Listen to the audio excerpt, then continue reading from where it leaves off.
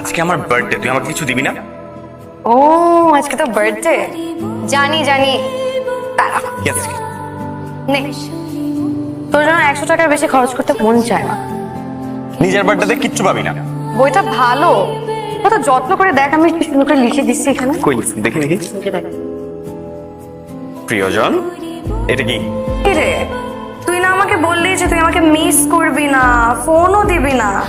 আমি কি তোকে ফোন দিছি?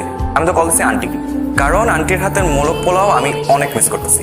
আমি আন্টিকে বলবো যে আন্টি আপনি রান্না করে আমাকে পার্সেল করে পাঠাবেন। এইসব উদ্ভট কথাবার্তা না আমাকে বলে কোনো লাভ নেই। আমার নাম্বার বুঝি তোর কাছে নাই।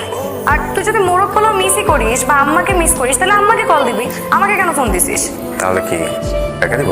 ফোন যখন দিছিস একটা কথা তো বলাই যায়। আমি কোচিং এ যে গেছিস, কোনো ফ্রেন্ড হয় নাই, চিকি চামেলি ফ্রেন্ড? আরে না, তোর কথাই সত্য জানিস, সবাই প্লাস্টিক।